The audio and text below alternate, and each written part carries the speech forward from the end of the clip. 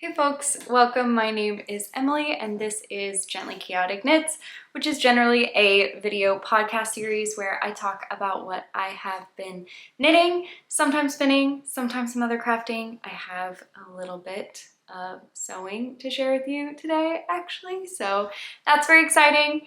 It's been, I think, about a month since I last recorded and I'm feeling like this is a decent cadence for me these days with what I'm able to get done so that I have some new things and like exciting stuff to share each time, and also just fitting in the recording into my schedule. This is feeling like a decent cadence for when I have time to sit down and record and edit and post videos and that kind of thing too. So I guess this is my roughly monthly recap of what I have been working on the last month or so.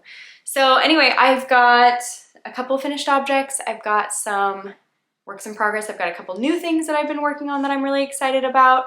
I do have, like I mentioned, a sewing project to share that I'm actually wearing. Here's a little peek. Ooh, a sewing project. And then I also have some acquisitions. In the last month, we had Flock Fiber Festival happen here in Seattle. So I got a couple things from there, and spoiler alert, some of those things have already been cast on and are already works in progress. I also am realizing I don't know if I pulled all those things out of the cabinet and thing, so I may be going to grab things, and I didn't completely get all my stuff laid out nicely in front of me. I did take some notes, so yeah, I think that's generally what we're gonna go through.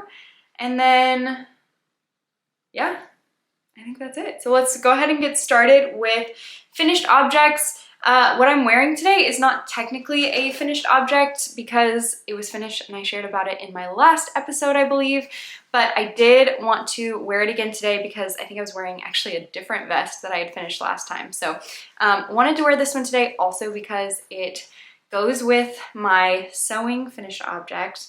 And I don't know if y'all ever do this. I think I talked about this last time, but a lot of times when I'm knitting something, I like to visualize my perfect outfit and like the way that I want to style this finished object with potentially like other finished objects, especially sometimes, I mean, I'm not huge into the sewing, but sometimes I'll think about, okay, I want to knit this top and then I also want to sew this skirt or these pants or whatever to go with it.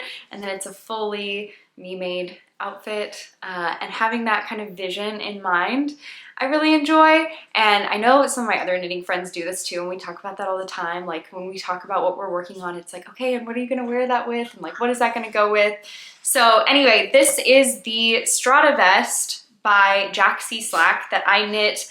It was like a little knit along with my friends. We do a knit along each year where we pick a yarn dyer and a specific color in their catalog, and then we each get whatever yarn we want in that colorway, and then we knit different projects but all in the same color, and then we wear them together and, you know, take pictures together and everything. So this was our color for this year. This is ZZ Textiles. The colorway is called Nordlund, and I knit mine in the Natural Fingering base, which is a non-superwash sock yarn. I really liked the way that this felt. The color, I'm gonna be honest, I generally don't go for green, and like this color of green specifically is not something I am generally drawn toward. So I was of course down to do this to participate with my friends. I am always down for a knit along and to, you know, go with the group and everything. But this one was a little bit out of my usual colors, but I actually really, really love how it turned out. And I already had another occasion to wear it to. I had like a specifically like wear green to this event, and I didn't really have much other green in my wardrobe, so it's already gotten multiple uses, multiple wears. So that's awesome to have something that I guess kind of filled a gap in my wardrobe for sure. Also, I just really like, I think, the way that this color looks on me. I think it's a good color for me. I also think that it's just a very fun and happy color, and I really like what I've been able to wear it with and style it with. Like today And this was the outfit I'm wearing today was my like vision outfit that I had for this make, with the like kind of graphic black and white striped tee underneath. And then I also have the skirt that's a fun like blue and black and white print as well. I think it's a very fun like, poppy color, like graphic kind of combination of colors. And I really, really like it. So I'm very pleased with how this worked out. I knew that I was gonna like the pattern and the fit because I have made this project before. I've knit a like bright kind of orangey red strata vest in Explore Knits Pike Place. Was actually another like a previous iteration of this group matching color knit along that my knitting friends had done previously, and I just really loved. I knew I wear that red one all the time, and I knew that I would like the fit and everything, so I did it again.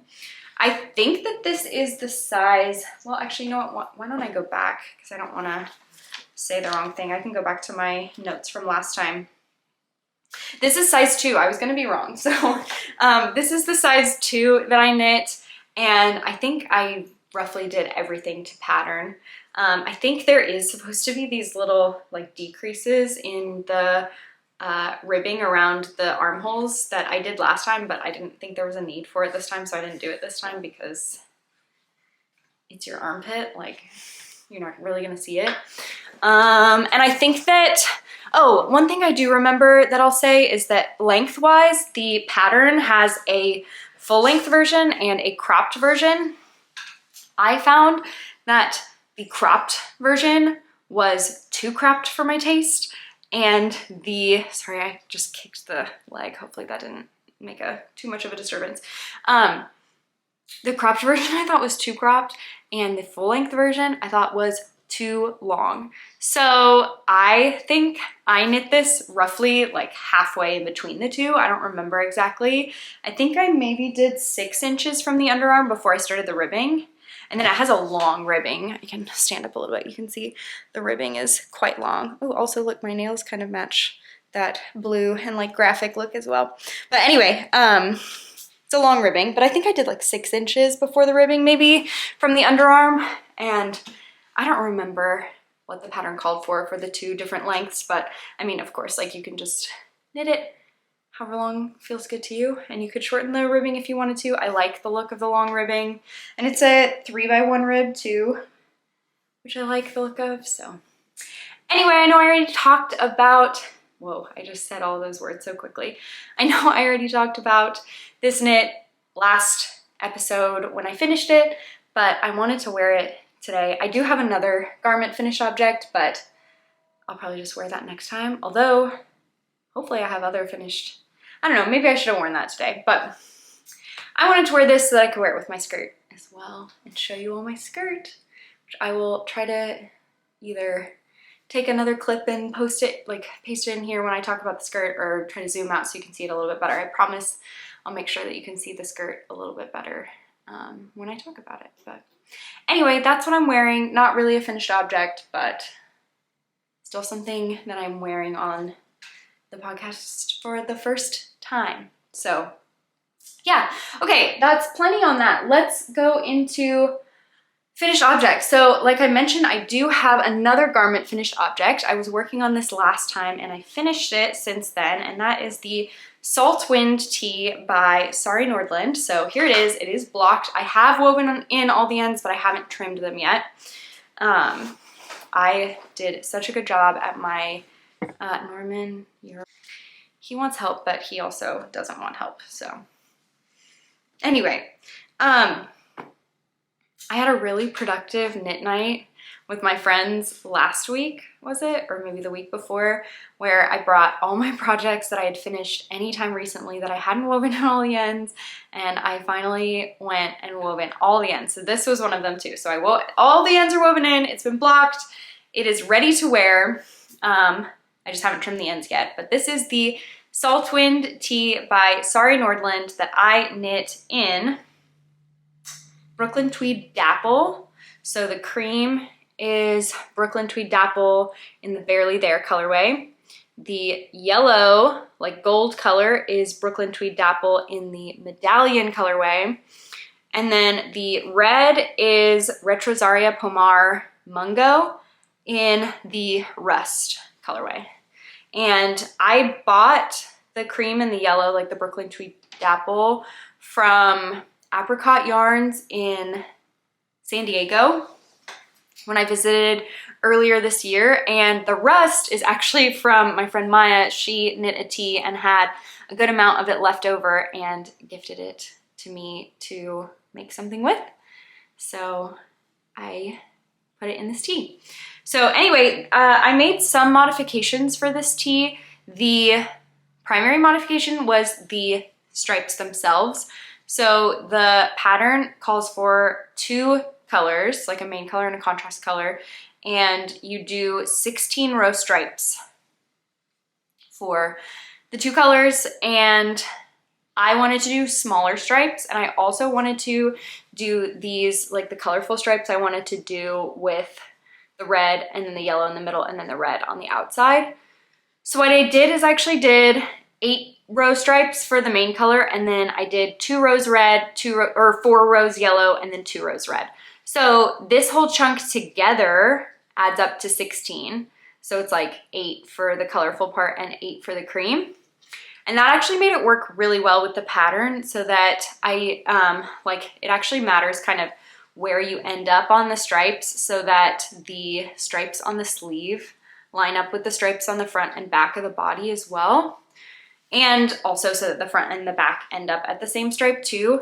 So I wanted to pick numbers that were divisors of 16. That makes sense? I wanted my numbers to add up cleanly to 16.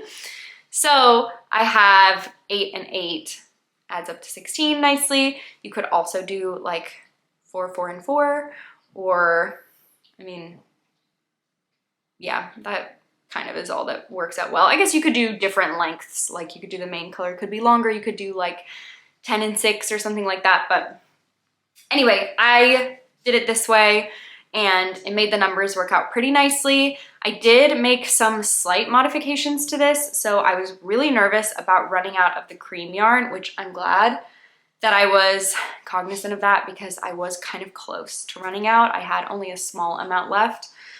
So I was trying to be really careful, and I also wanted this to be a little bit closer fitting. So I did knit size 1, but I kind of modified it so that it's actually a little bit smaller than size 1. So I brought basically anywhere I did anything, like when I cast on, or I did the front and the back, or I picked up stitches for the sleeves. I didn't think about this that much ahead of time, but I just did like a little bit less than the pattern called for.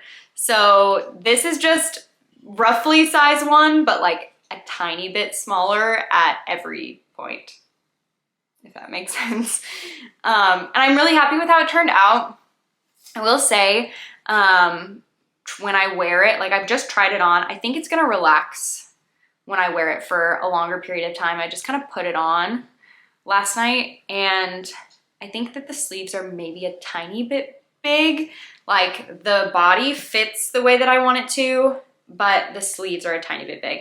I also think the collar is a little bit big, but that's partially on me because I think I picked up too many stitches. So I could always go back and redo the collar with fewer stitches. I think I maybe would like that a little bit more, but I think I'm gonna wear it a little bit first to see if it kind of relaxes as I wear it and it looks better than I think. We'll see. But otherwise, I'm very happy with this. I love the way that the stripes look. I think it knit up pretty quickly and was an easy and fun knit. It was a new construction that I hadn't done. I think it may be called continuous set-in sleeve construction. And I won't go into detail about like how the construction works. You may be able to tell from what it looks like in the sleeves, but it kind of almost felt like a combination between like a set-in sleeve and a raglan in the way that it was constructed. And I liked it. I enjoyed the way that it was knit. Yeah, let me think about if there's anything else to say about it. Here's what the back looks like. I think it looks pretty nice. And body ribbing. Did I make any other modifications? I don't remember. I mean, I probably modified the length. But yeah, otherwise it's just a nice striped tee, which I think will be really easy to wear during cooler months or warmer months, I guess. So I'm hoping I can get at least a couple wears out of this before it gets too cold, which I guess sometimes I say on here what day it is. It is early September. Oh yeah, it's September 2nd. So we're quickly approaching the cold months. So we'll see how much more I'm able to wear this before it's too cold. But yeah, that is my first finished object. And then my second finished object, oh my gosh, this one, it has been a journey. I feel like I finished this twice, and I will tell you why in a minute. So I finished my, I guess I'm calling these my July socks, which were the Hibernal socks by Summerly Knits. I knit these in Explore Knits and Fibers Cashmere Caverns sock in the colorway Barcelonetta, which is from their Spain collection. I originally cast these on back when I was in Spain, which was in like March or April of 2024. But I did not finish them then. And then I picked these back up last month to give myself like a little bit of a head start on my, I am trying to knit a pair of socks every month. So I thought, why don't I pick up one that's already in progress? I've already got a little bit of a head start and that'll be easier and quicker to finish. This is my first time ever knitting this pattern and I loved it. I really, really enjoyed this sock pattern and I definitely would knit again. I already am thinking about for any of the, sorry, I was worried he was gonna knock over the tripod. I am already thinking about for any of the other socks I have planned for the rest of this year if I could do this pattern because it was fun to knit. Also, I think that they're beautiful and easy and fit really well because it's basically like ribbed. But it has this really interesting little repeat. And I think that the repeat is, it's like a lace faux cable type repeat. It's a 4-row repeat. And I think that's the perfect number of rows for a repeat like this because you just always want to get to the next one. And it's actually relatively quick to get to the next one. And so I think I knit these socks faster than a lot of other socks, at least once I got going, because I was like, oh my gosh, I only have like 6 more of these little bubbles. And I don't know, it just felt, it was nice to have something that was countable. And then each time you knit, it's like, oh, I just am gonna do another one of the little bubbles. So yeah, I really enjoyed that. The reason that this was a little bit tumultuous was for a couple of reasons.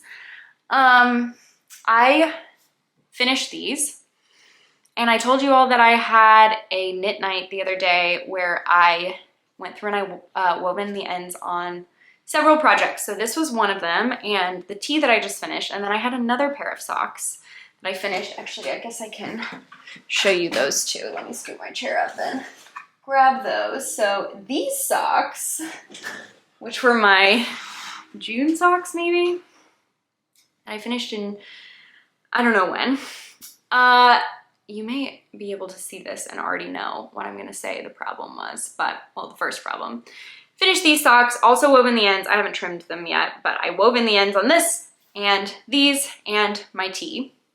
And I blocked them all together. I put them all in the water together. And this red yarn bled like crazy. And I think it's most noticeable on these socks. You can probably tell there's just this kind of like yellowy, orangey yellow staining on these socks, which I don't love, but it's not horrible. It's not like horribly noticeable. This one I feel like is the worst. You can see it the worst there, which is just a bummer. I'm gonna be honest, I have really never been affected by yarn bleeding before. I've been knitting for quite a long time, and I've known people who have been affected by it, and people have talked about it and like warnings, especially with red yarn, like you gotta be careful, put in a color catcher or like block it by itself or whatever. I think because I had just not ever really been affected myself, I just wasn't that nervous about it, and I was not taking the necessary precautions. So I just tossed everything in. These socks were definitely the most affected, but these socks were also affected. So I can see, I don't know if it'll show up well on the camera, but there are some sections here that you can definitely see that like orangey.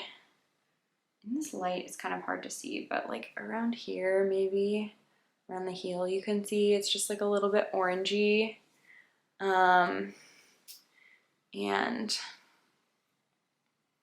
yeah, like kind of on the foot. Here, maybe you can see. It's not awful, so I'm not that upset, but I just wish I had thought about that and blocked them separately at the very least, or like with a color catcher or something. I wish I had thought that through, but I did not, so that was a bummer.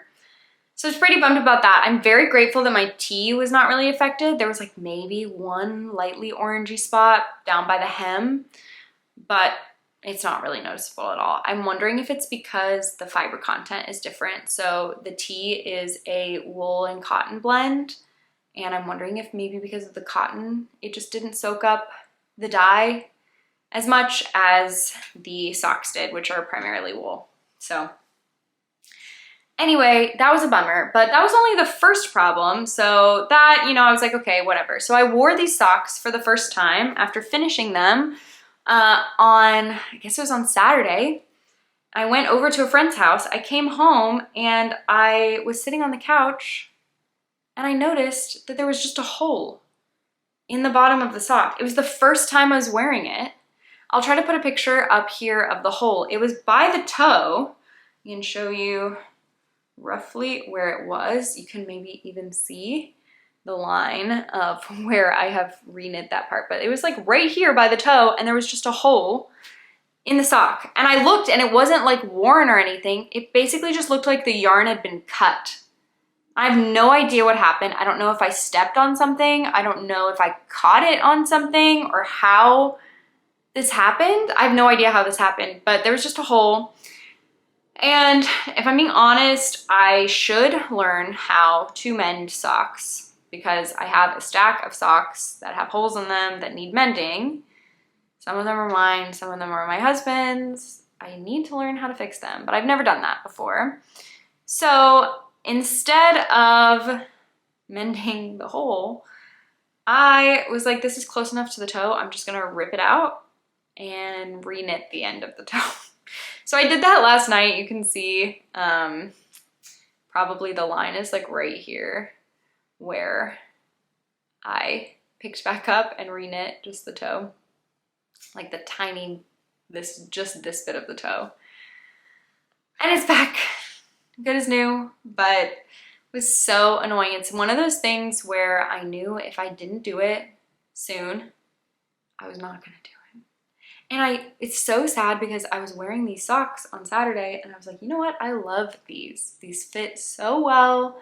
I really like the way that the ribbing fits and they're so cute.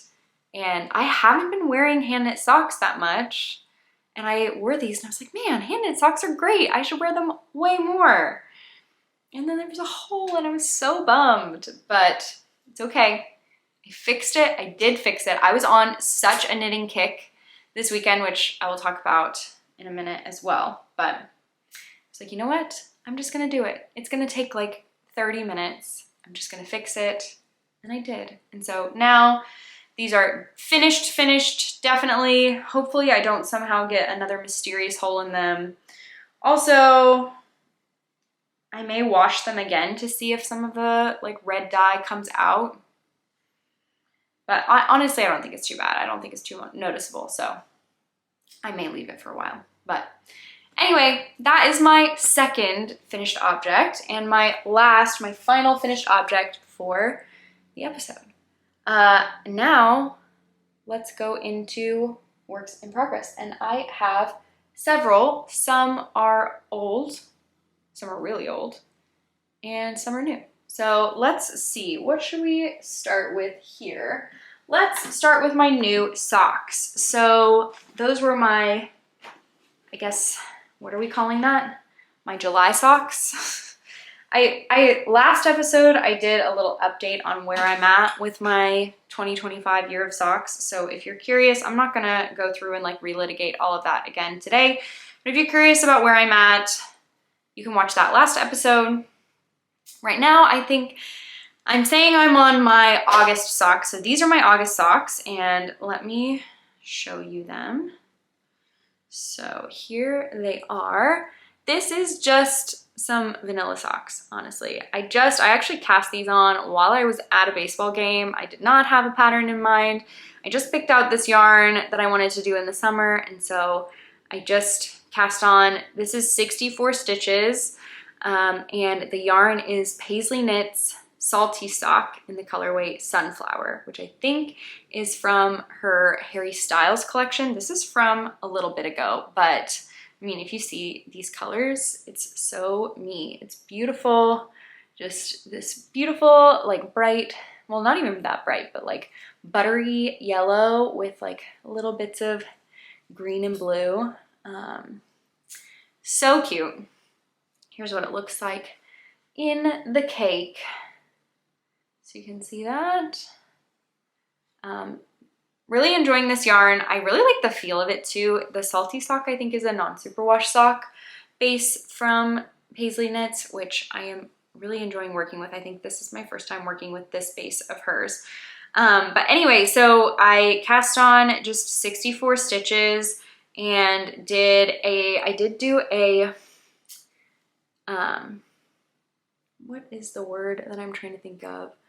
Tubular. I did a tubular cast on and 1x1 rib for a good chunk here, and then I've just been knitting in stockinette since then. I'm probably gonna do the heel pretty soon because I have been, I mean, the Gen Zers are telling us that crew socks are the thing to do now. So I may put the heel in soon so that I have these as cute little crew socks. Also, that means I'm done sooner because I am definitely behind. This is the first sock. This, as I said, these are my August socks and it is September 2nd, so I'm definitely behind.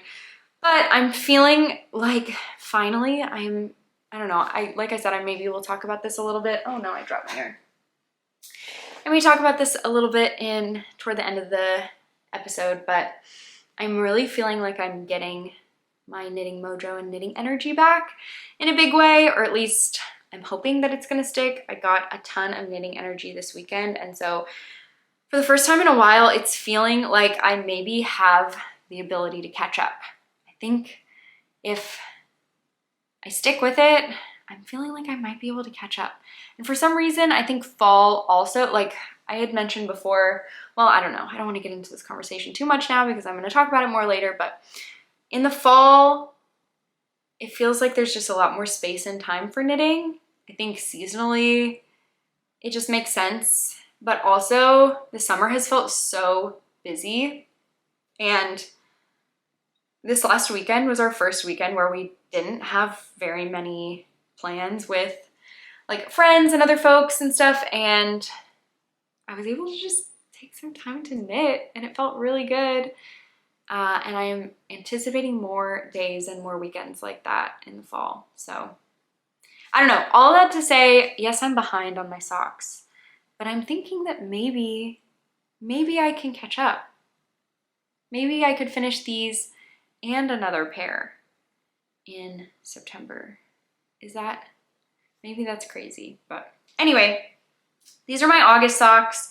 And let me show you what I'm thinking for my September socks. So I have kind of lost the plot as far as the sock yarns that I planned originally to do like in each month. I stuck with that for like 4 or 5 months and then we lost it a little bit. But I'm still drawing from the pool of yarns that I had picked out ahead of time, but I'm just kind of moving things around a little bit. So I think originally I had set these as my October socks. So this is Grenoico Ghost is the colorway.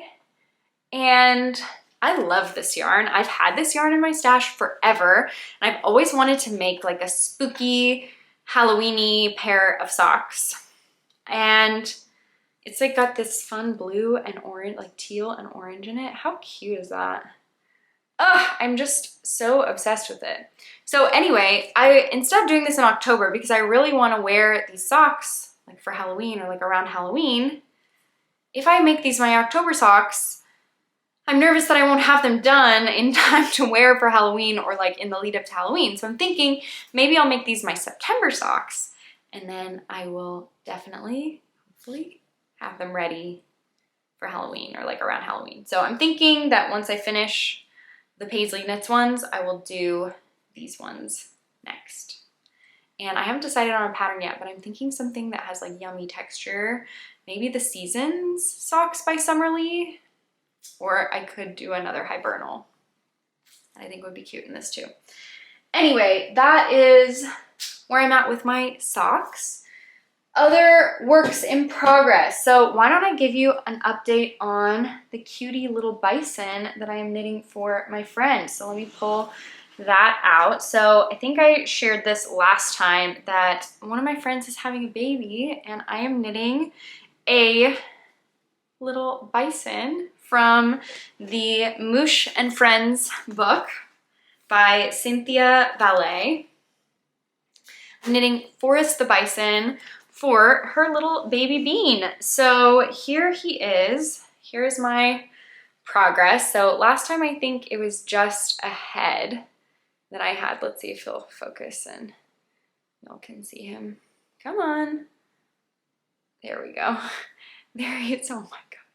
And this hair is so cute. I cannot believe how cute this is. So anyway, here he is. This is Forrest the bison. Sorry, I'm like holding him by his neck. I feel like that's, I don't know how to hold him in a respectful way.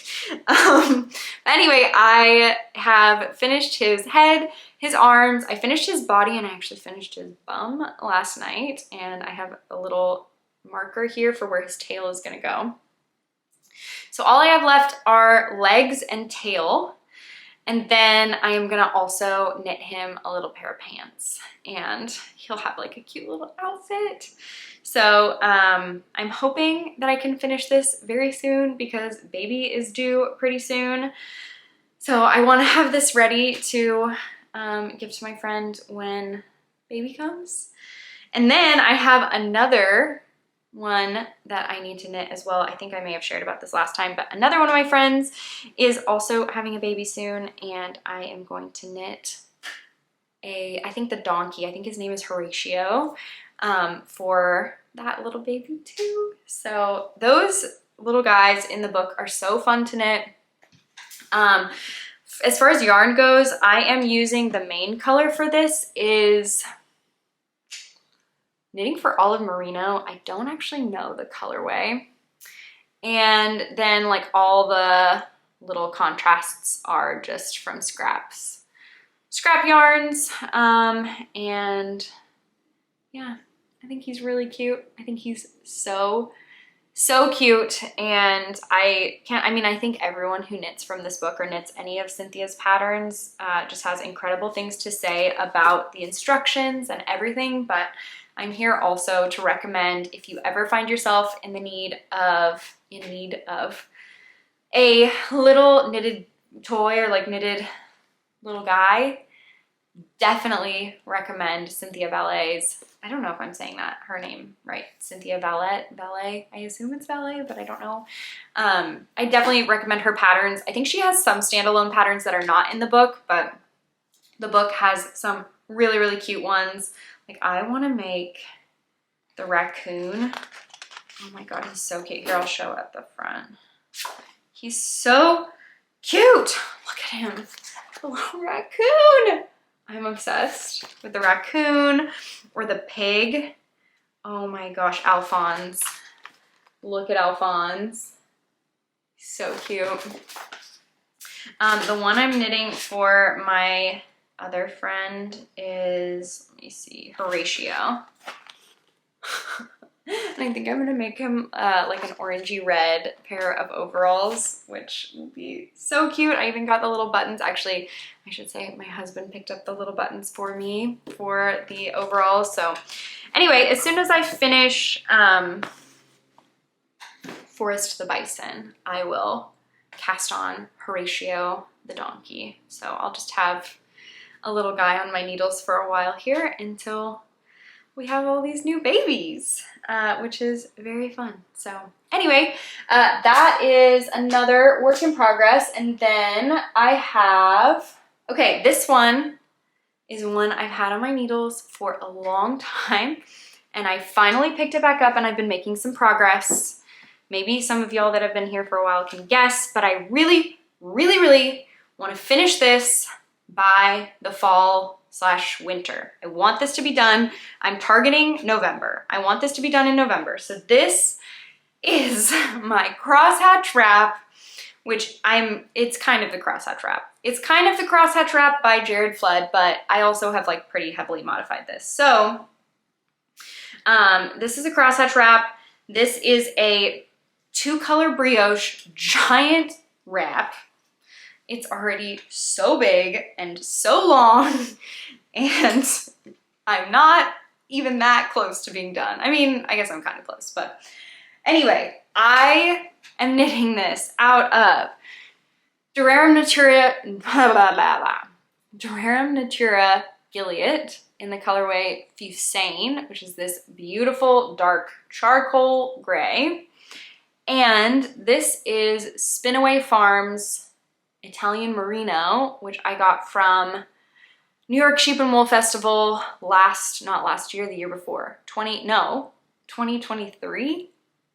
Yeah, I went to Rhinebeck in 2023, and I got this from Spinaway Farms. It is just a cream merino sport weight. So these are the yarns that I'm using. I have made a good amount of progress since I shared this with you all last. So I'm pretty sure that this stitch marker here is when I last showed this on the podcast. So I think I have done all of this since then, which I definitely didn't pick this back up until like in the last month. It's been in the last month that I've been working on this again. So I had kind of fallen off, but then, I don't know, I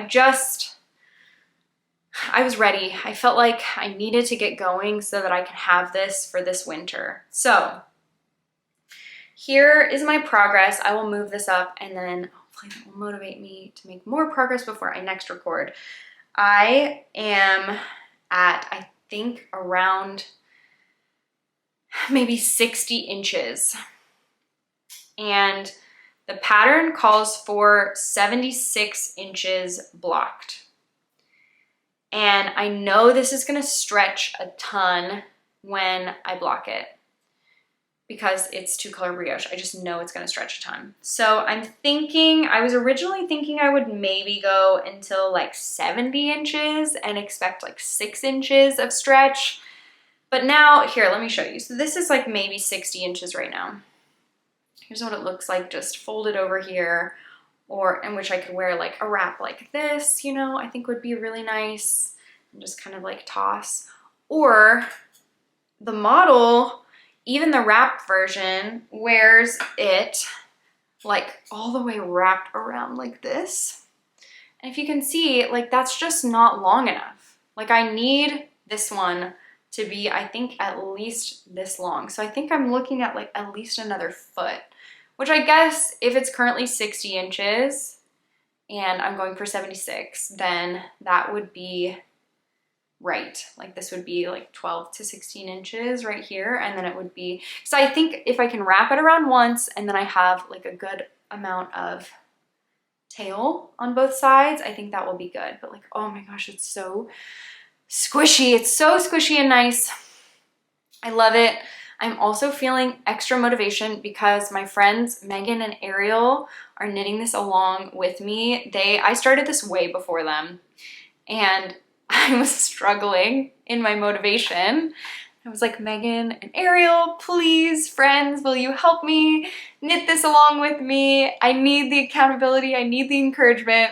They said yes, of course, because they're great friends and are always down. And so Ariel has now recently finished hers. So she did, I guess, lap me is the way that you could put it, because I started this back in like March of 2024 and it's still not done. And she just finished hers. Hers I think is a little bit smaller, like it's skinnier and also not as long, but still she finished. So that is really motivating me. And then Megan I think has had some issues with hers and has had to like recast on a couple of times, but I think she just cast on again and is cruising again. So yeah, so I'm sure she'll be done in no time. So I really need to finish this. I need to, but this has been good like meeting knitting for me. I have been keeping it next to my desk. So if I'm in like any trainings or like any other kind of meeting where I don't need to be like taking notes or anything like that, if I'm just listening, presentations, that kind of thing, I am working on this. And I've made, I think, a good amount of progress. I'm really hoping I can finish this in like ideally in the next 2 months. I'm targeting beginning of November. So that would be roughly 8 weeks from now. And let's say that I wanted it to be a little bit longer even. Let's say I just wanted to knit it to be 76 inches long, and then I'll block it. And I'll probably block out a little bit longer than that. That would mean I think I have 16 more inches to go. So over 8 weeks, I just need to knit 2 inches per week. 2 inches per week is so easy. This is actually my yellow marker I use as my daily marker. So I haven't worked on this today. I don't remember the last day that I worked on this, but whatever the last day I worked on this, I did this amount. Like this is an amount I can do easily in a day. So I feel like if I even was just like once a week, sit down and work on this 1 day a week, I think I will get there. I think I can do it. And I really want this. I feel like this is gonna be such a staple that I'm gonna wear like every time we walk the dog when it's frigid cold. I'm gonna wrap this around my neck and it's gonna be perfect. It's gonna be so perfect. And I have a charcoal gray coat I think this is gonna go great with. Yeah, I really want it. And I want it to be done because I want to count this yardage in my 2025 finished yardage for the year, because I'm finally like, actually this weekend is the first time I went through and I started calculating the yardage for my finished projects from this year. And it's lighter than it has been in the past, which is fine. It's okay, things change and that's totally fine. But if I finish this, that's a lot of yardage that's gonna go into my spreadsheet. So I wanna finish it. I'm going to finish it. I just have to execute, and I think I can do it. So anyway, we'll see. Maybe next time, I mean, stretch goal would be by the next time I record, which would be maybe like a month from now, that it would be done. That would be stretch goal. I don't think we'll make that, but maybe one more time and then the time after that, it'll be done. Would be great. That's what I'm hoping for, but we'll see. I think I can make it. I just have to commit. Okay, I'm gonna take a quick sip of water here.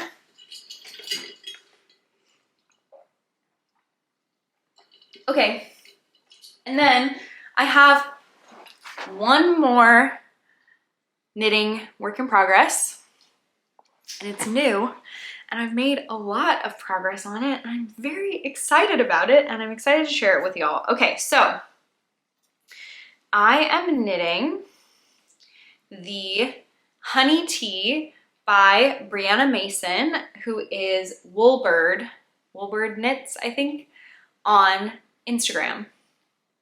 I have been absolutely obsessed with this pattern, but also all of Brianna's patterns. Honestly, several of hers have been living rent-free in my mind. Like, I have been really thinking about these. Like, I really, really like a lot of her patterns and just like her whole, like all of her designs and the energy and the vibe of all of them. I really, really like.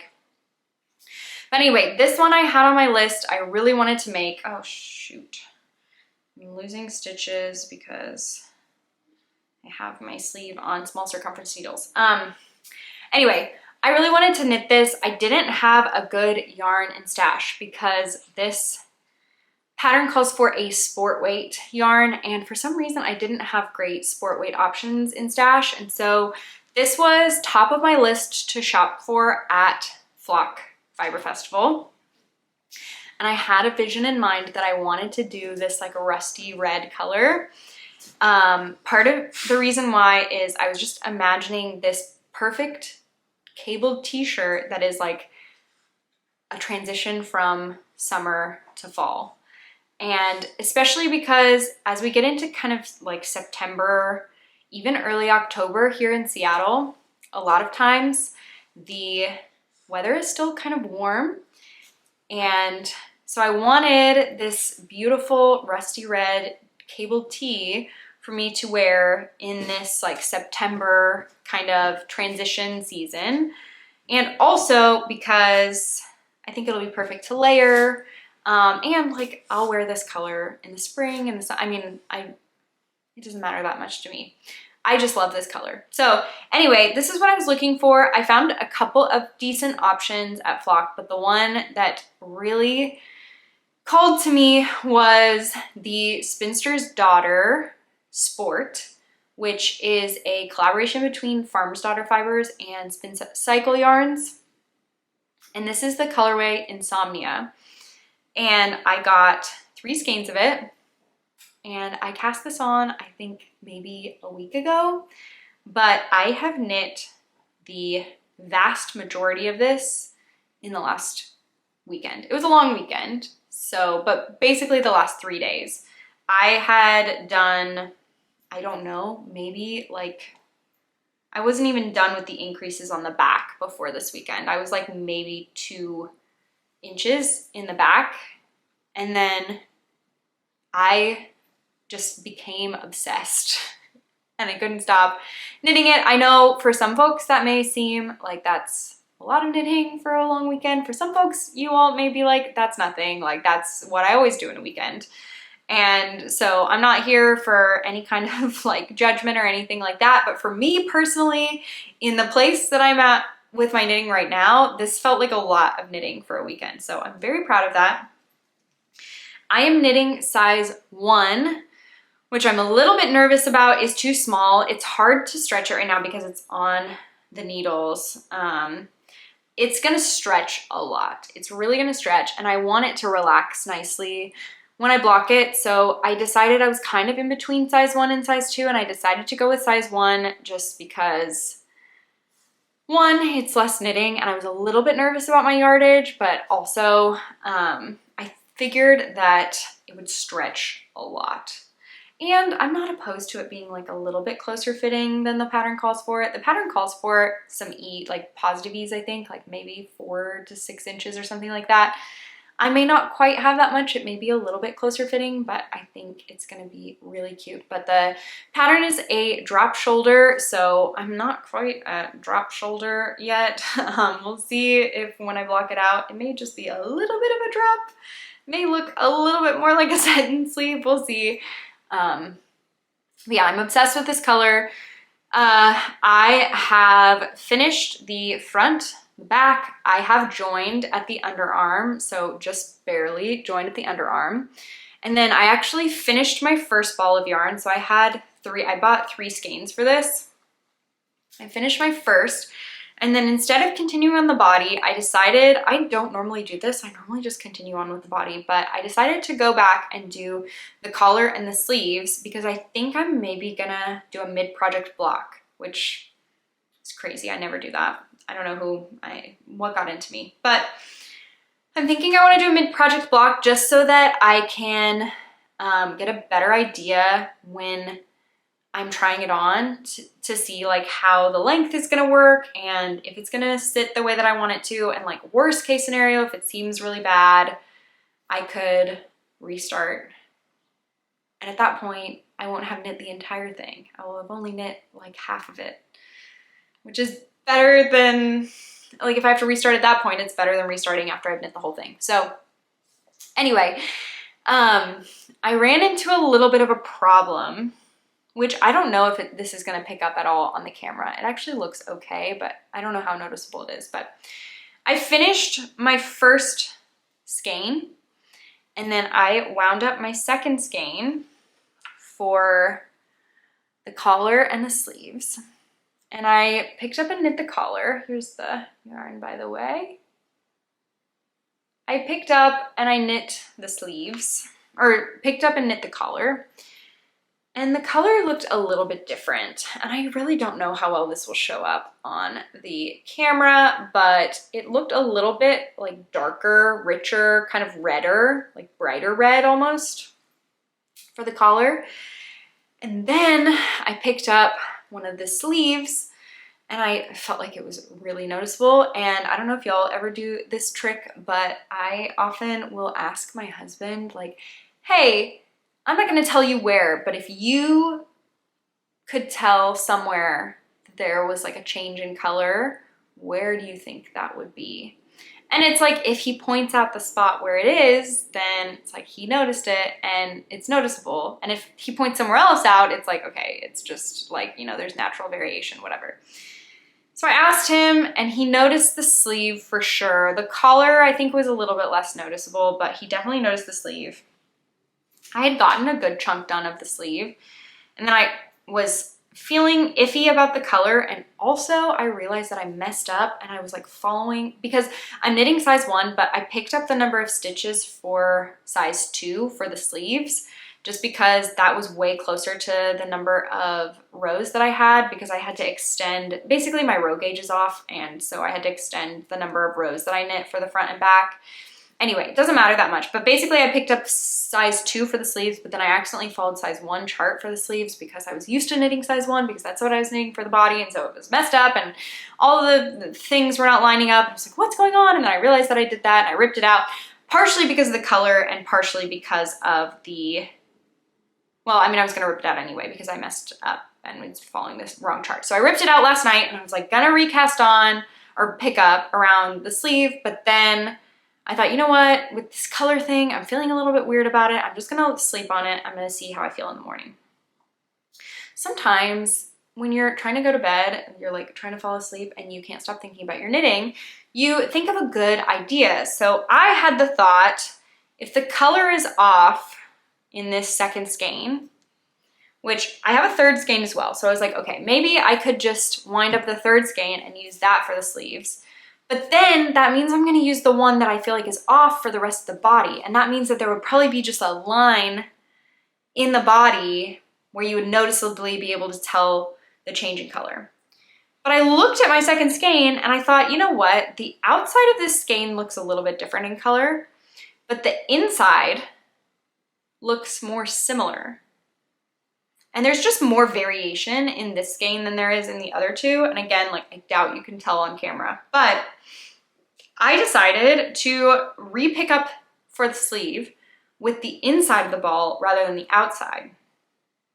And that was a good idea.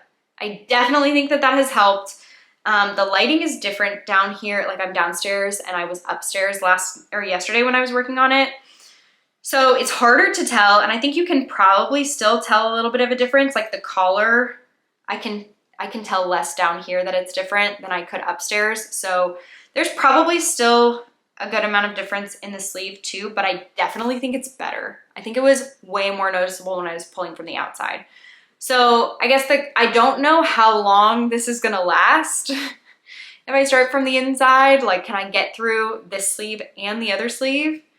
And then I'm hoping maybe I have enough with this skein to finish the body, and then I don't have to use the outside part of the second skein at any point in the project. I don't know. We'll see, but at least even if I just keep going from the inside, I think it'll be better. At some point, it may look a little bit funky, but I think that it's worst at the barrier. Or maybe, I don't know, maybe it's best if there's gonna be a color shift if it's at the barrier. I don't know. I just decided to do that and I think it helped. So anyway, I have just done a little bit of the sleeve. You can see I picked up here and I'm doing some short rows. There's some short rows for the sleeve and it's going really quickly. I am feeling so motivated to work on this. The other thing I wanted to say about this is I am counting this as my apple picking project for this year. So those of you that have been following me for a while, or at least since last year, normally in the like late August to early September range, I like to transition from summer knits into fall knits. And normally that means knitting my first sweater of the fall. And I like to wear my first sweater of the fall to the apple orchard because we go apple picking here in Washington every fall. And so in August, I'll start dreaming about what I want to wear to the apple orchard and I will cast on that project and knit it at the end of summer, early fall, and then I will wear it apple picking.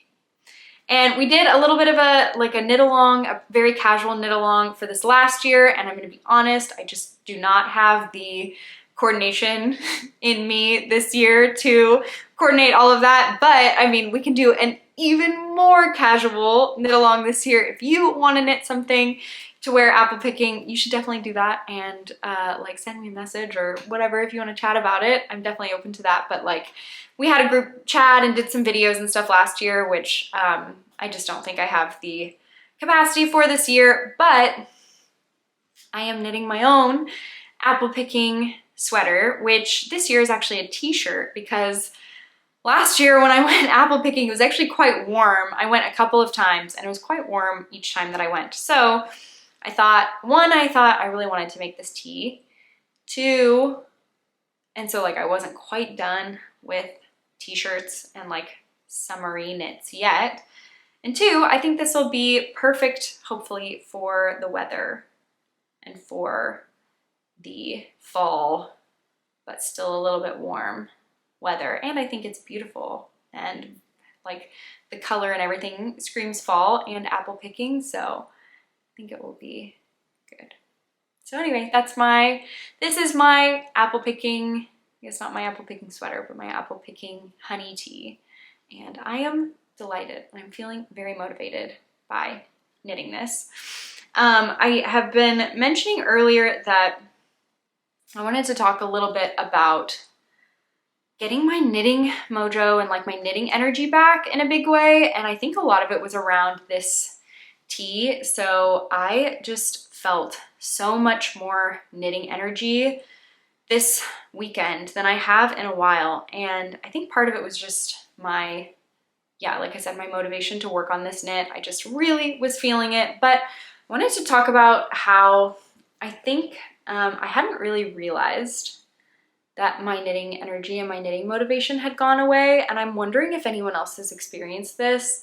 I knew that I was knitting less, but I didn't really realize how or why, because yes, it has felt busy. Like it has felt like the summer's been busy and we've been doing a lot of things with friends. And so I haven't had as much just like sit at home and knit time. So I think that was a really big part of it. But I also think that for me, at least, things have felt so heavy and gross, both like domestically here in the US, especially, but also in the world in the last, I don't know, for a while. And one, I mean, I think I've been struggling with mentally and emotionally handling that. But also I think have just been even more so like sucked into like doom scrolling and like social media. And my default changed from, if I'm sitting down on the couch, previously, like in previous years, I think that my default was sit down on the couch and grab my knitting. And I think that, I don't think I really completely realized it, but maybe like gradually over time, because I just have this anxiety tension ball that's sitting in my head because of what's been going on politically and everything else.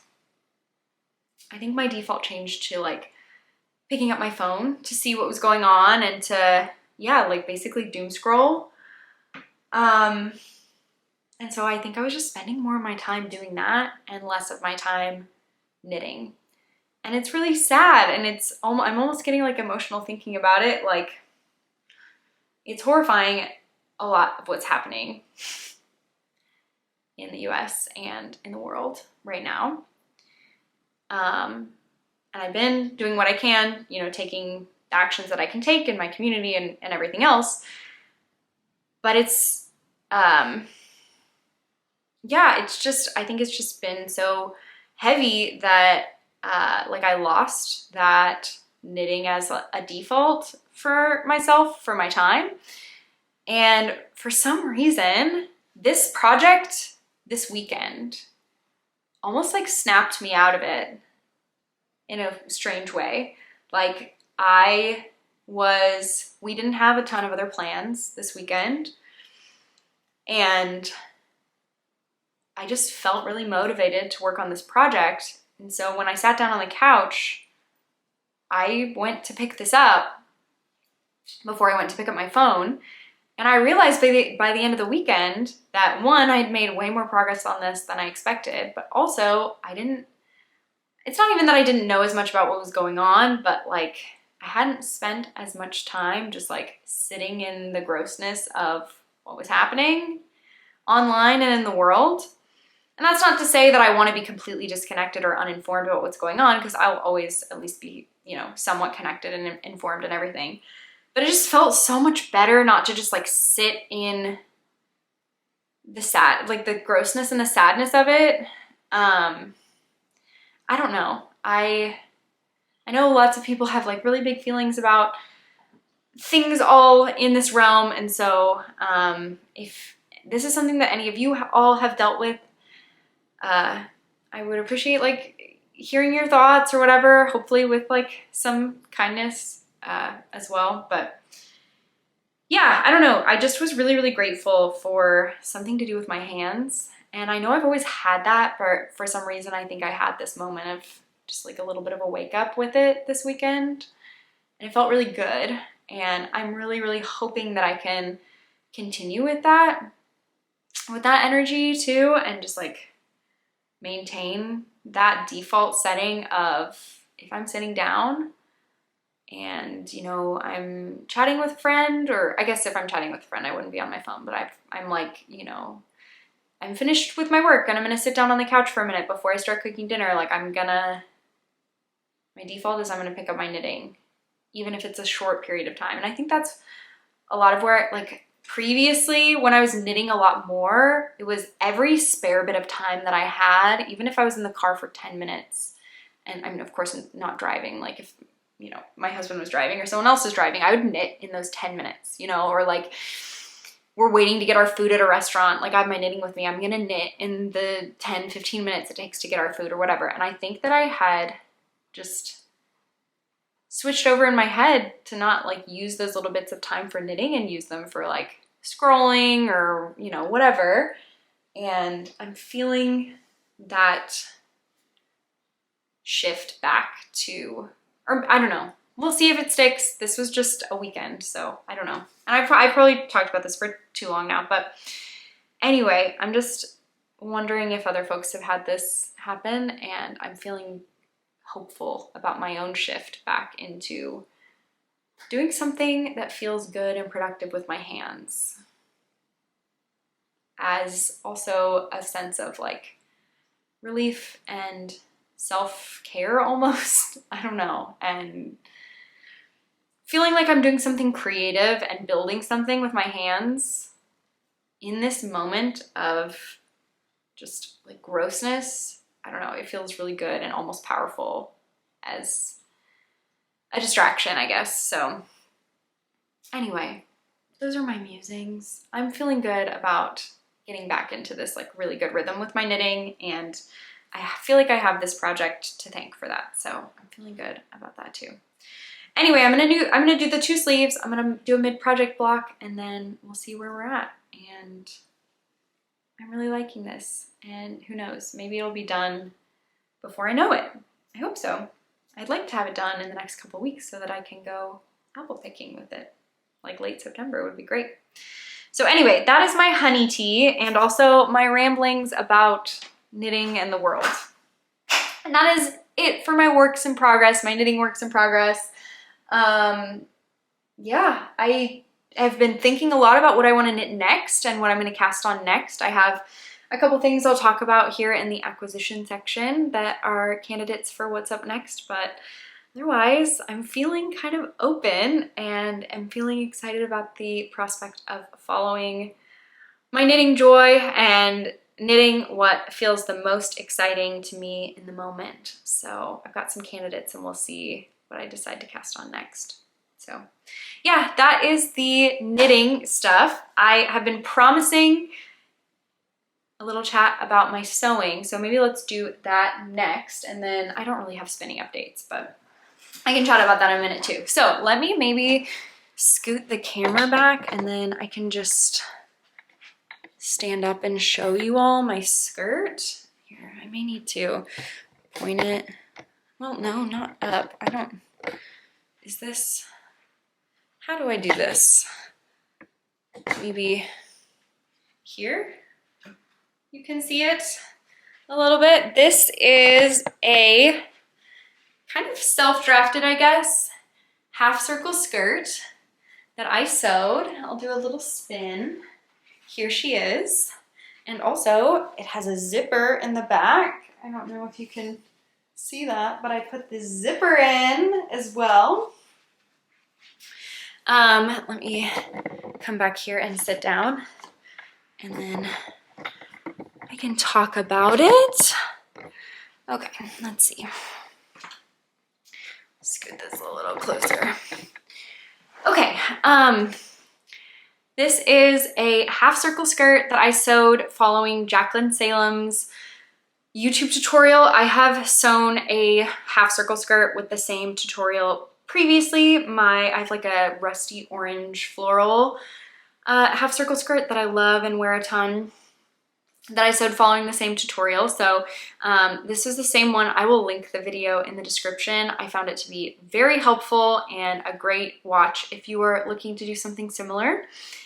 I got the fabric from the fabric store in New Zealand. So I think it's actually an Australian-based fabric store, but they have locations in New Zealand as well. And I picked this up, I think in maybe Christchurch, New Zealand. I don't remember exactly what location I went to.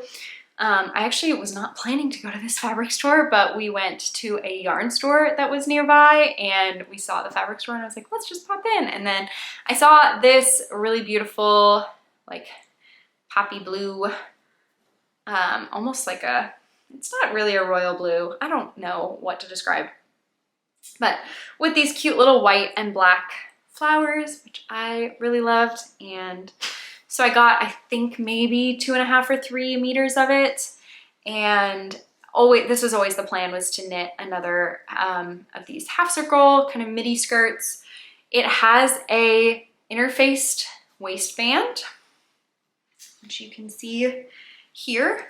And then I already showed you the zipper, the invisible zipper that I have that I put in the back. I'm quite proud of this zipper. This is only, I guess, the second, no, I've done zippers on bags before. So maybe I've only done a handful of zippers. So still feel quite new to zippers. And because I take so much time in between my sewing projects, I feel like I haven't really retained my knowledge and like remembered it. So I have to watch like a new tutorial every time I do a zipper. And so it felt like the first time I'm doing a zipper, but like I don't even know if I use the same technique when I've done zippers before. Honestly, I don't even know. But anyway, I put the zipper in. I feel like it went pretty well. Of course, there are issues, like the hem is not perfect. And I mean, the zipper is also like a tiny bit uneven at the top and it's not perfect, but I will say I went a lot slower with this project than I normally do when I sew. I think it's part of sewing for me is I think I go too fast and then I make mistakes and then it's frustrating, but I also feel like in contrast to knitting, it feels like it should go a lot faster. I have in my head that whenever I sew something, I should be able to do it all in one sitting. Like I should be able to do it all in one day. So if I decide I want to have this skirt, I decide I'm gonna do it at the beginning of the day, like by the end of the day, I should have the skirt. And I don't know why I had that in my head. I have done that several times before when I've sewn, but this time I decided to take it really slow and space it out over multiple days. And I'm really happy with that. So I actually cut the fabric out a long time ago and then I sewed this over multiple days. So I did like just the waistband one day and then I attached the waistband and did the zipper another day and then I did the hem on the third day. And so it was broken up into smaller pieces and I think that made it easier to like really focus. And also it was just like, I knew I wasn't gonna lose my whole day to sewing. I was able to do it in evenings after I was done working. I would spend like an hour or two and do a little bit. And that felt so much more reasonable and like sustainable. Like through this project, I felt like, okay, maybe I could sew some things sometimes. This is not gonna become like a big hobby competitive with knitting or even spinning for me. I care about those things way more and I'm gonna sew way less. However, after the success of this skirt, I did think, I could sew some more things. But it's so funny because every time I talk about sewing here or like anywhere, I feel like I'm so back and forth between like, I can do this, I'm gonna try, and also like this is the worst and I hate it and I never wanna do it again. I just oscillate between those. So I am in a, this is okay, I'm gonna give it a go moment right now. That's not to say that that will last forever, but I think that taking things slow and thinking about it differently really made a difference for me. So I'm thinking maybe I can follow that energy. I'm thinking like sew one thing per quarter, like 4 things a year roughly, like if that even.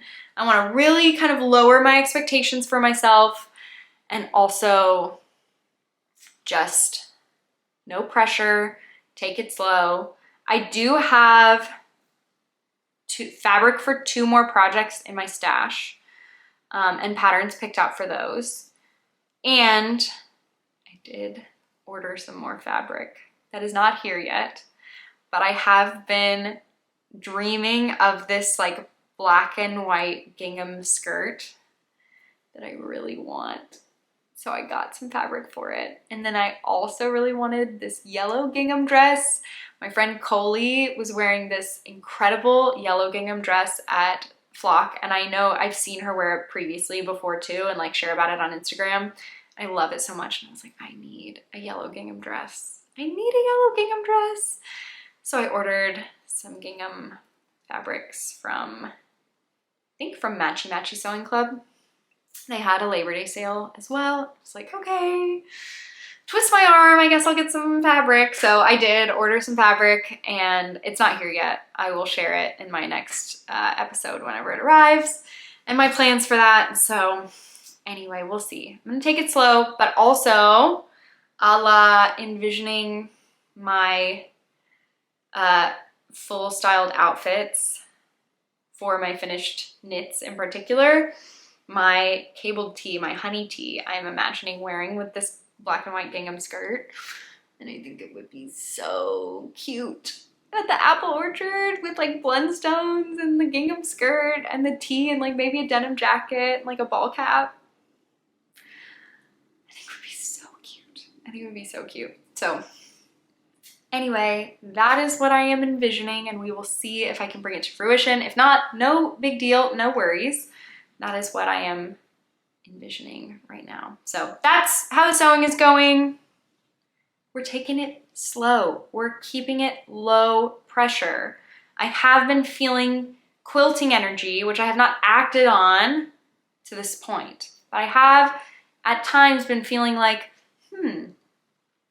I could quilt, which I know was a goal of mine for this year, and it is September now, and I have yet to do anything with that, but maybe there's like a quilted project bag or something on the horizon for me. I'm going to noodle on that. But anyway, that's where I am with the sewing. So that is my most recent sewing finished object. Like I said, spinning, I don't really have any updates. I am still working on that cream merino tweed spin that I started at Tour de Fleece, which was July, and it is now September, so not doing great there. I'm almost done with my second of 3 bobbins.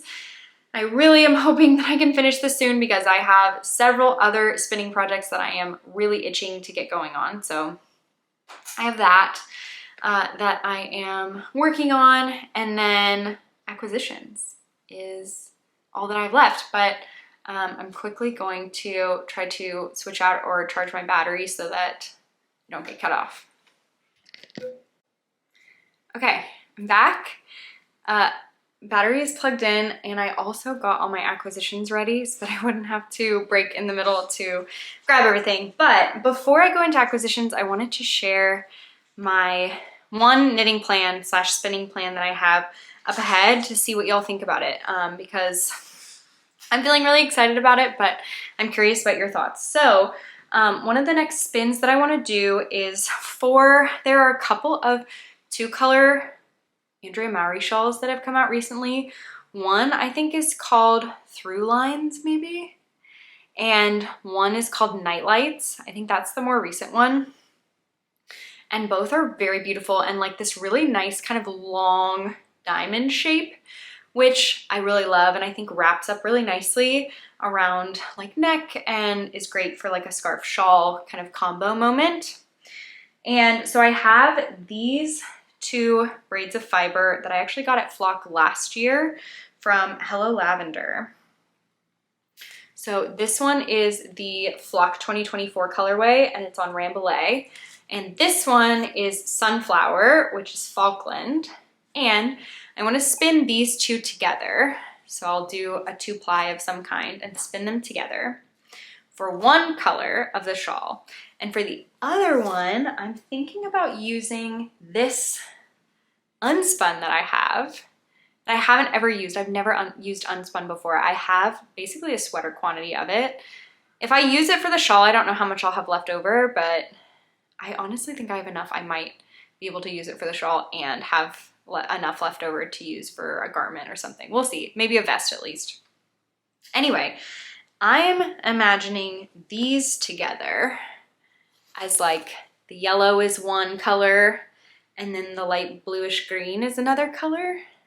I'm very into the idea, but I'm curious about what y'all think. So let me know what you think about this combination because I'm feeling excited about it, and my friend Maya just spun some yarn to knit, I think the what is it? Night something. I don't remember. Night something shawl, the Andrea Mowry shawl. And I want to spin this maybe next after my merino tweed so that I can also knit a fun 2-color Andrea Mowry shawl. And I think that this combination would be very fun. So that's what I'm thinking right now. We'll see. I need to finish my vest spin that I'm working on right now. But anyway, that is what I'm dreaming of as a next knit. But also, I probably won't cast that on until I'm done with Crosshatch. I'm not casting on a new shawl until Crosshatch is done. So I have a lot of barriers in front of me getting to that knit. I need to finish Crosshatch. I need to actually spin the yarn. To spin the yarn, I need to finish the yarn that I'm currently spinning. So we've got steps to take before we get there. We are getting there. So that is at least somewhat on the horizon. Okay, now let's talk about acquisitions. And I can also talk a little bit about Flock because that's where most of these acquisitions are from. So I guess before I jump into, well, I don't know, I'll just share the yarn and fiber and stuff first. I mean, I don't have that much, but I'll share that first, and then afterward, in case you're not as interested in the Flock chatter, I'll do that at the end. So you can choose to hop off if you want to. So the things that I purchased at Flock, so I already shared, I got this Spinster's Daughter. I got 3 skeins of this in the colorway Insomnia, and I'm not sure if, yeah, there we go. Very cute label, and yeah, colorway Insomnia. This is 100% superwash American wool, sport weight, and I'm knitting with it the Honey Tea, which, as I already mentioned, I'm loving. So I got 3 skeins of that, and then I only got 2 other skeins of yarn, so total 5 skeins of yarn. I guess it was a red moment, a red year for me, because the 2 other skeins of yarn that I got were from Tumalo fiber, and wow, I'm not sure how this is showing up on camera, but it looks very bright. This is Caldera DK, which is a 100% Cormo, which I have felt Cormo yarn and Cormo fiber before, but I've never actually that's not true. I'm pretty sure the Harrisville Daylights yarn that I used for my Seaway pullover, I kind of think that that might be Cormo. Anyway, it feels great. It's so squishy and nice, and I have a plan for this. So I have this yarn. I have more skeins of it, but this is just a taste of it. In stash that, again, also matches my nails perfectly. This is a color moment for me, I think, right now. I have this yarn already that I was kind of trying to use for my book club cardigan, and it just like didn't really work out. So I have now dreamt of doing a striped sweater, which is this blue and this red together. I'm thinking something like the Olga sweater by Petite Knit,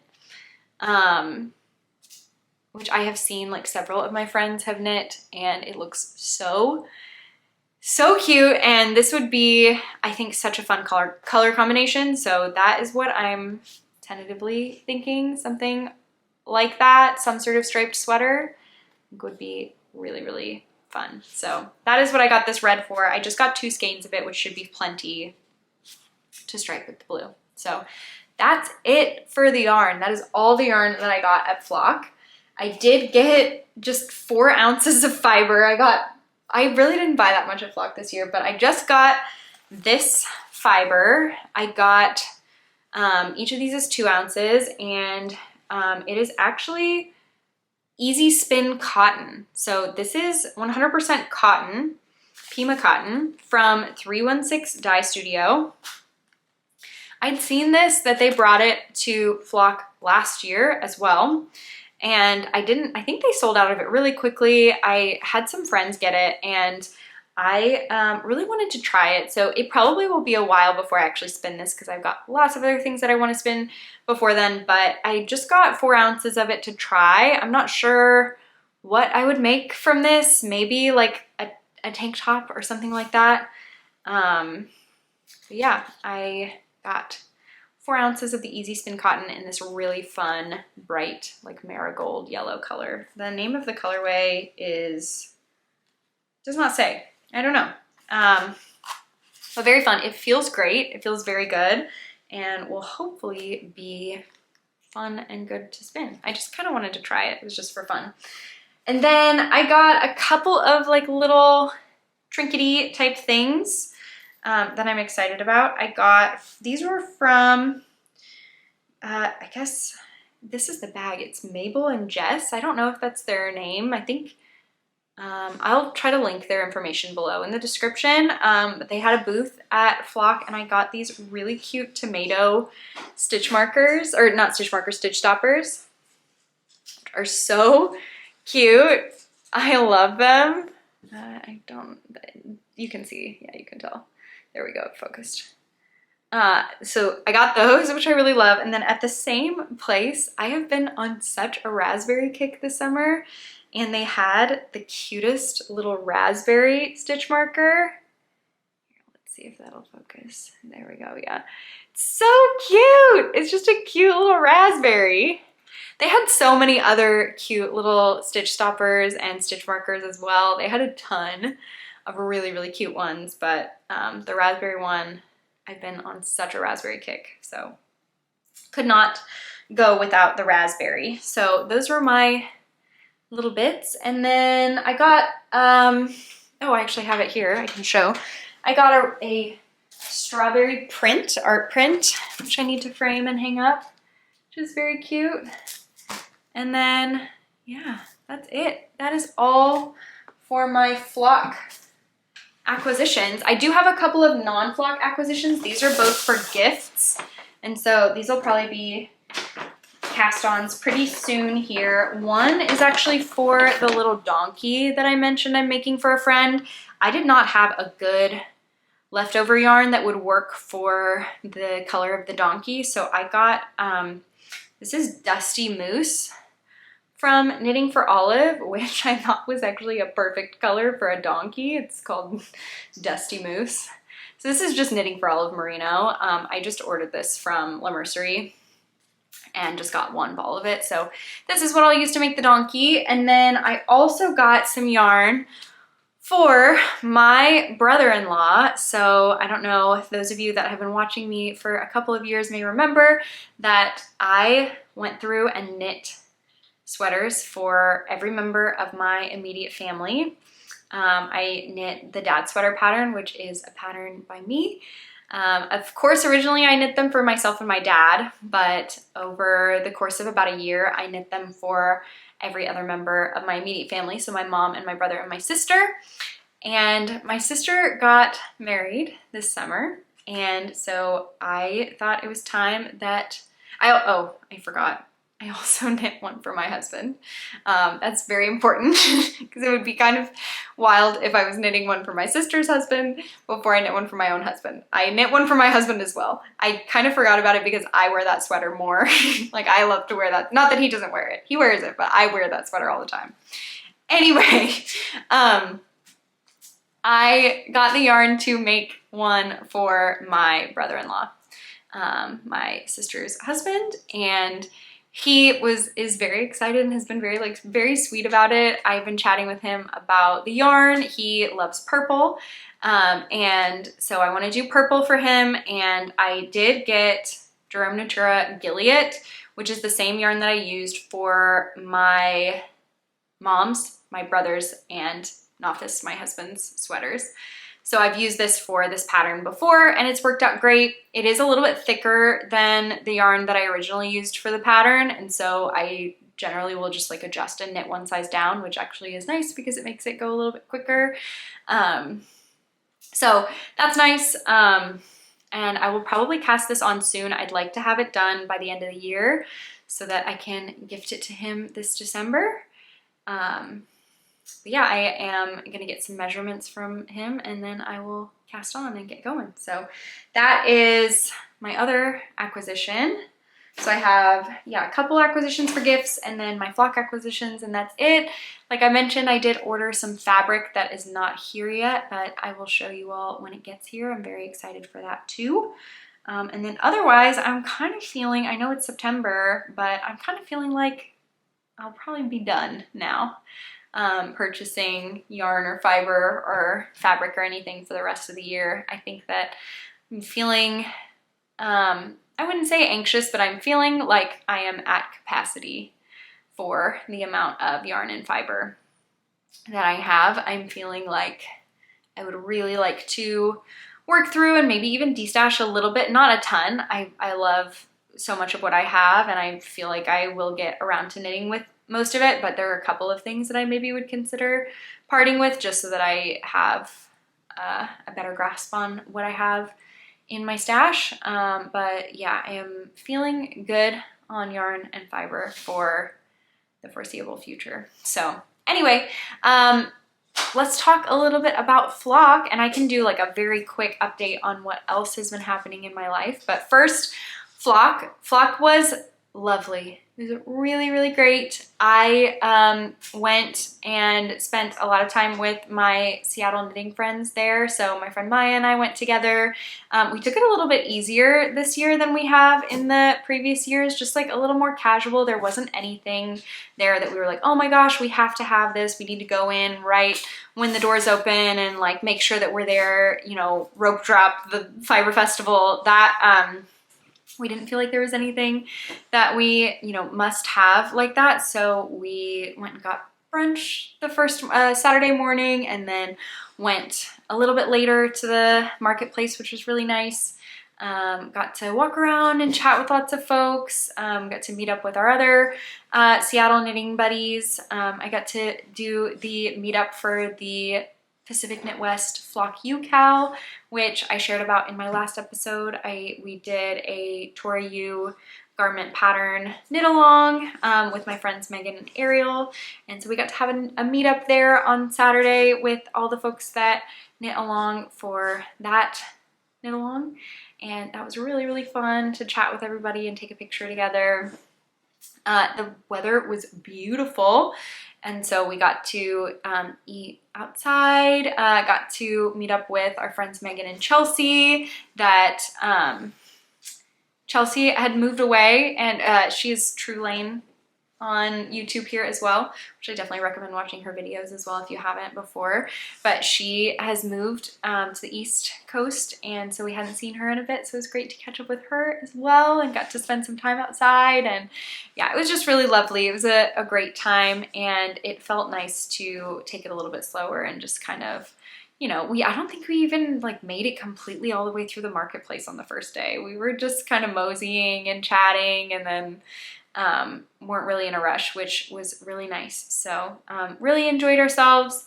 It was, I guess I wouldn't say hectic, but it was a busy weekend for me as well, because aside from Flock, it was also Ichiro Hall of Fame weekend. If you're a baseball fan at all, you probably recognize the name Ichiro Suzuki. He is a Mariners legend, and I guess it was like a month or two ago, he was admitted into the National Baseball Hall of Fame.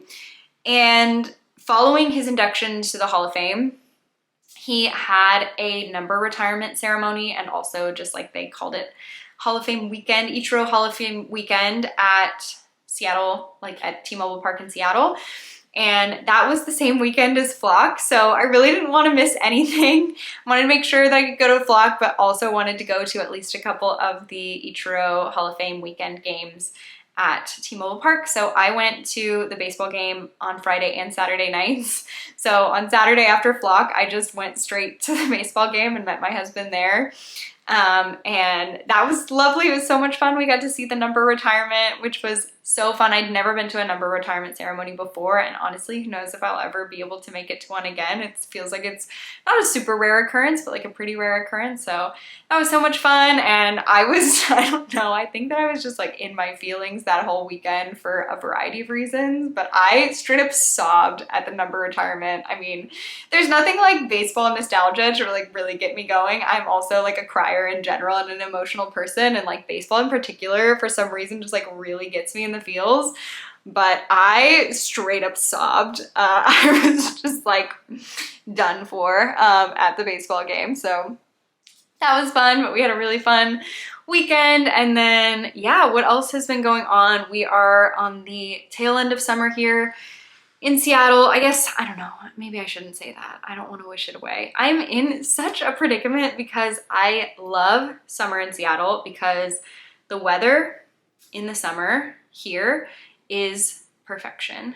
And I even think that because I grew up elsewhere, so I grew up in Oklahoma and then I moved to Seattle as an adult, I even think it's more perfect, because recently, like recent summers have even been getting a little bit warmer here in Seattle, as is happening everywhere because of climate change. But I like it a little bit warmer, I think. I'm maybe used to that because the summers in Oklahoma where I grew up would get so hot. And here, by contrast, it feels amazing. It's incredible. So yeah, we're looking at like most days, the high is like high 70s, low 80s. I mean, it's perfect. It rarely rains in the summer.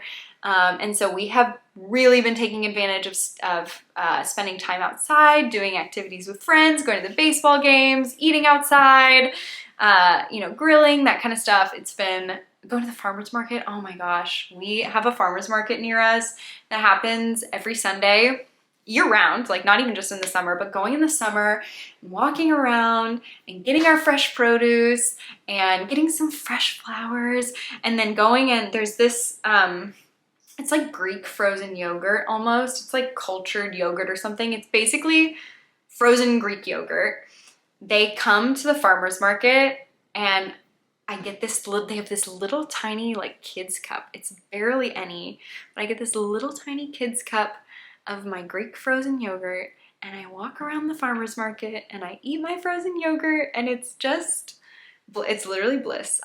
So that's all to say that I love summer and I love summer in Seattle in particular. If I lived somewhere else, I don't think that I would be such a fan of summer, but the summers here are perfection. And baseball. Baseball season, I love baseball season. So that makes me a summer girly. However, of course, as a knitter and a certified like fall lover, I am also, of course, a fall girly. I love all things fall. I love, of course, like cozy sweaters. I love the knitting in the fall. I love apple picking and I love seasonal eating. Oh my gosh, I am huge into like, I want to eat all of the pumpkin things and the apple things, and I want to have all the fall candles that make my house smell like fall. And so I love fall and I love to watch Gilmore Girls and drink my tea and cuddle up under a blanket. And I love fall for all of those reasons. And so I'm feeling in my brain like the transition from summer to fall is so hard for me. I know that's so silly to say because I love both, but it's so hard because I'm like, I don't want summer to end because summer is perfection. But also I am so excited for fall. I can hardly stand it. Like I'm so excited for fall. I'm excited to go apple picking and I'm excited for like coziness and all the fall foods and I cannot handle it. So anyway, that's where I am at right now in my, it doesn't matter. The change of the seasons will happen and I cannot control it at all. But in my mind, I'm like having some sort of, I don't know, like I'm at a crossroads. Like, do I want it to be fall or no? Do I want it to stay summer? Which of course I have no control over, but anyway, it's kind of funny. But that's where I'm at right now. So I am excited for fall, but I will miss summer. And I am trying to squeeze in every bit of summer that I can before it leaves us. So anyway, that's to say I've been doing some other very summer activities recently. I mentioned, I think in my last episode, that I was going to a pie making class, and that happened last weekend. So I learned how to make beautiful pie crust and I made a spiced peach pie, and because of that we had some friends over and we did what I called Peach Fest, where we made like all peach themed foods. I had some peach beverages and had peach pie and we had like peach salad, and we also just had like normal, you know, like grilled chicken and veggies and stuff too. But it was lovely. It was very fun to have our Peach Fest. And then yeah, it's we're getting into the fall, which means that we're getting into football season. And so I've had a couple of fantasy football drafts. So I am feeling ready for football. College football started. We watched our first OU football game last weekend. So yeah, that's kind of, I guess, what's been going on for us. Getting ready for football season and yeah, and all things fall. So we're right, I feel like, at the transition point now that it's September, and I'm feeling all kinds of mixed feelings about it. So, but anyway, I feel like that's it. I think this has been plenty long. It was really good to catch up and share a lot of what I've been working on and also my general musings. I feel like I did a lot of general musing today, so you got a little insight into my brain and what I've been thinking about. So anyway, I am happy to catch up. I will probably be back here in about a month to share what I've been up to in that period of time and what progress I've made on all these things. And until then, I hope you do lots of knitting and watch lots of baseball and have a great week or month, I guess I should say now. Bye.